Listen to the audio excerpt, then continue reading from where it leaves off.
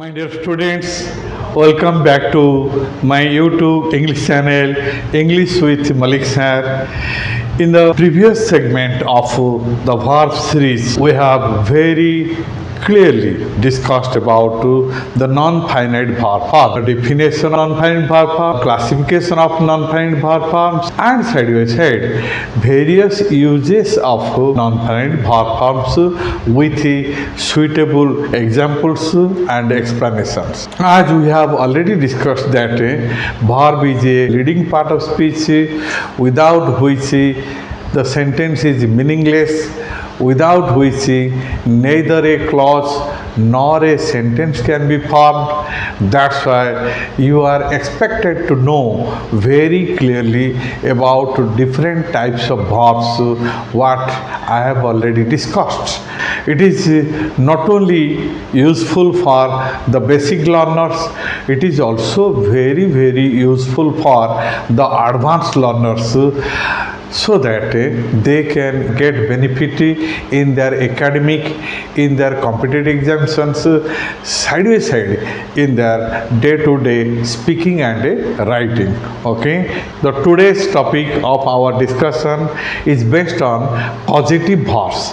The definition causative verb indicates that the subject causes or enables someone or something to perform an action without doing itself.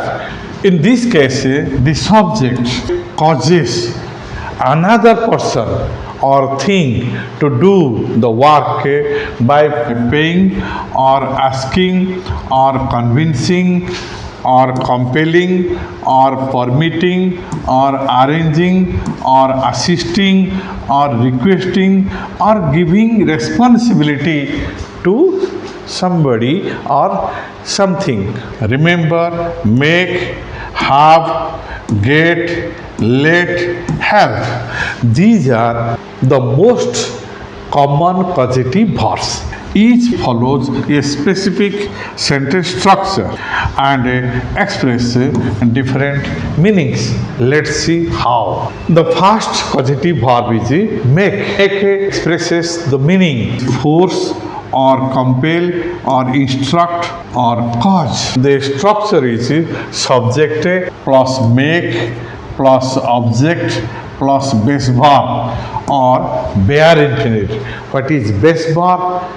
That is also called bare infinitive, or in other words, we say infinitive without to. Okay, yes, this is the structure whenever we use make as a causative verb. Let's see how. The teacher makes the students clean the room. Here, the subject is the teacher, makes is the causative verb, the students object, and clean the base verb the room. Here the teacher doesn't clean the room but causes or compels or instructs the students to clean it.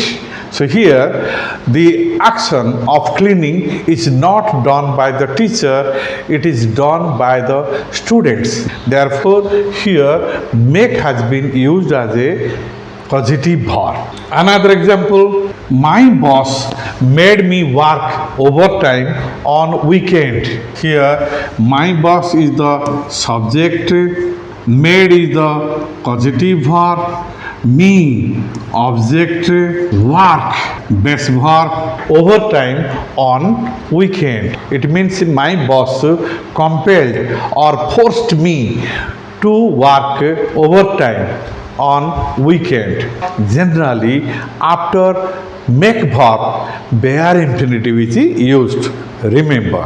Now come to the second causative verb. Have is the another causative verb. Generally, bare infinitive is used after have verb. Have means to pay or assign or give responsibility. It is used both in active voice and in passive voice. How? Let's see. Subject plus have plus object plus base verb. This is the structure in active voice. In examples, I had the mechanic repair my bicycle. It means I didn't repair my bicycle. I paid money to the mechanic to repair my bicycle. Okay. Here I subject, had is the causative verb, the mechanic is the object, and repair is the base verb. My bicycle. I will have my servant wash my clothes. Here have is the causative verb, my servant is the object, and wash is the bare infinitive. Okay, my clothes. It means I will not wash my clothes. I will assign, or I will give responsibility, or I will pay money to my servant to wash my clothes. In passive, subject plus have plus object plus past participle. This is the difference. Whenever base verb is used in active voice, here in passive voice, past participle or the third form of the verb is used. Okay. Let's see how. She had her hair cut yesterday. Here she subject, had is the causative verb, her hair is the object, cut is the past participle. Cut yesterday. It means she didn't cut her own hair. She paid maybe barber or anybody to cut her hair yesterday. This is the passive meaning of the sentence. The second example, I subject, have is here causative verb, my house is the object, whitewashed is the past participle verb form. I have my house whitewashed once in a year. It means I don't whitewash my house. I pay money to somebody to whitewash my house once in a year. This is the meaning. The third point, get is another causative verb which is frequently used in our spoken and written English. Get doesn't take bare infinitive, it takes to infinitive. How? Let's see. Get means to persuade or to convince someone to do something. Okay. Structure is subject plus get plus object plus to infinitive.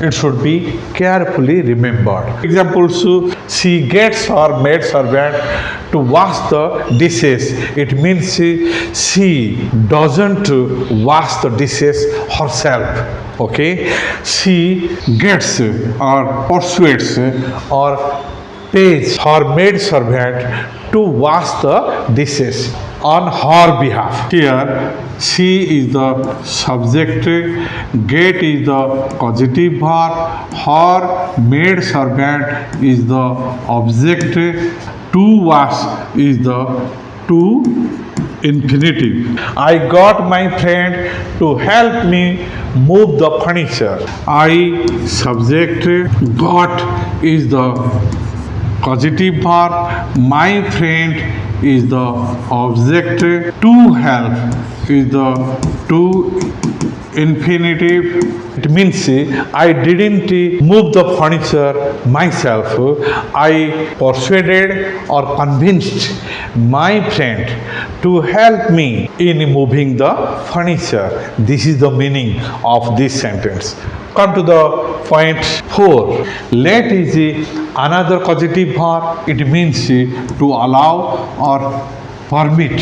It also takes a bare infinitive or infinitive without to after it. Let's see how. The structure, in this case, subject plus let plus object plus base verb is used. The gardener lets the children play in the garden.